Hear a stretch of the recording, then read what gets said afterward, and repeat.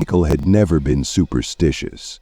He didn't believe in curses, mysticism, or premonitions. Anything that couldn't be explained by logic, he attributed to chance or human fantasy. That day, he was walking through the city's flea market, lazily looking at antique furniture, books with yellowed pages, tarnished mirrors, and paintings with peeling paint. The atmosphere was cozy, filled with the smell of dust, cheap coffee, and something elusively old, as if the things here kept other people's memories. He was about to leave when he noticed a bench piled high with textiles, sheets, blankets, bedspreads. Everything looked worn but well kept. Among the pile of fabrics, his gaze caught on a pillow. It looked unusual, a dark blue velvet cover with a barely noticeable pattern, soft but elastic to the touch. As he ran his fingers over the fabric, he felt a strange sense of comfort, as if his hands were touching something that was already his. "This is a great find," said the salesman, an older man with delicate features and eyes that seemed too light for his age. "You're lucky. Pillows like this rarely last long." "What's so special about it?" Michael asked, clutching the purchase in his hands. "It will give you the deepest sleep you've ever experienced," the salesman replied with a slight smile. Michael shrugged. He had never been a great sleeper, and insomnia often plagued him at night. If the pillow was as comfortable as it seemed, it was a good buy. He paid and headed home, not noticing the salesman's gaze as he left, filled with something akin to regret. The first night Michael laid his head on the pillow, he felt the difference immediately. The fabric was cool, and the filling conformed perfectly to the shape of his neck, enveloping him in a sense of calm. Usually he tossed and turned for hours, but now sleep washed over him instantly, like a dark wave. The dream was astonishingly clear. He saw himself walking down the street near his house. The wind ruffled his jacket, the air was cold, and there was something small on the road ahead. A button. He leaned over to examine it, and at that moment he heard a loud screech of brakes. The dream ended, and he woke up with a sharp breath. His heart was pounding. It was all too real. In the morning he brushed off the strange sensation, writing it off as fatigue. But when he went out for a walk in the evening, he saw exactly the picture he had dreamed about. Everything matched up to the smallest detail, the same cool air, the same button on the road. He froze and then slowly looked up. At that moment, a car sped past, its wheels almost touching him. Michael froze. It was a coincidence, it had to be. But the next night the dream was repeated. This time, he saw a colleague from the office, Jenna. She was sitting at her desk, but she looked pale, as if she was shivering. In her hands she held a cup of coffee, which suddenly slipped from her fingers and fell to the floor, breaking into pieces. The next day, everything happened exactly the same.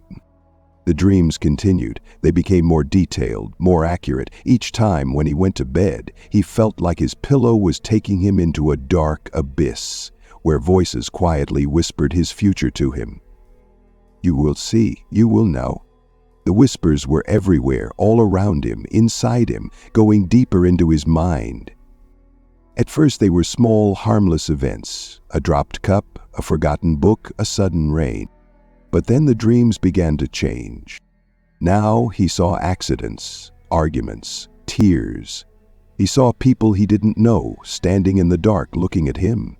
He didn't know who they were, but he felt that their presence in his dreams was a bad sign. And then he had his first real nightmare. He dreamed of his own death. He saw himself in his bedroom, but something was wrong. The air was heavy, and the room seemed to be breathing. In the darkness, at the foot of the bed, stood a shadow. He couldn't see its face, but he knew it was looking at him. "Sung," she whispered. When he woke, his breathing was ragged and a cold sweat had broken out on his skin. The pillow under his head was icy. He did not sleep that night, but even while awake, he heard whispers. The next few days were torture. Michael no longer knew whether he was awake or asleep. Reality was spreading like a thick fog, blurring the boundaries between the present and the nightmares that came to him every night.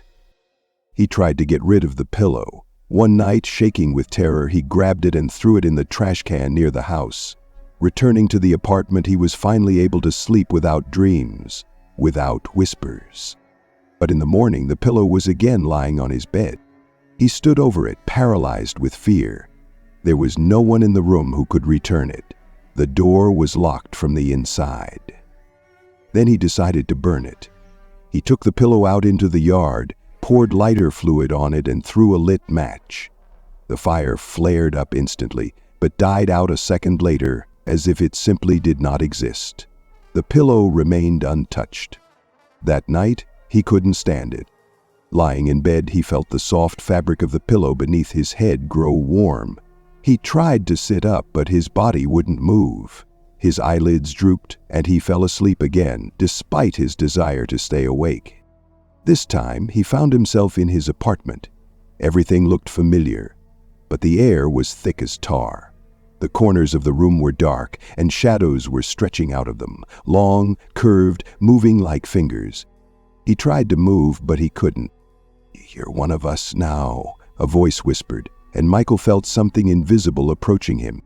In the reflection of the mirror opposite the bed, he saw himself. But his reflection was asleep. The body on the bed was breathing evenly, peacefully, without a sign of fear. His face was relaxed. But he wasn't in this body. It was beyond. The pillow was no longer just a pillow, it was a portal, a trap, a deep abyss into which he had now fallen.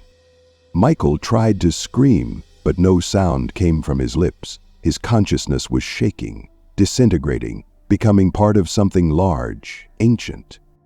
He was no longer a man. He was now just a dream. The next morning, Michael's neighbor, who had not heard from him for several days, looked into the apartment.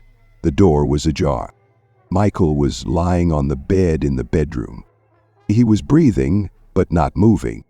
His eyes were open, but there was no life in them. And under his head lay the same pillow.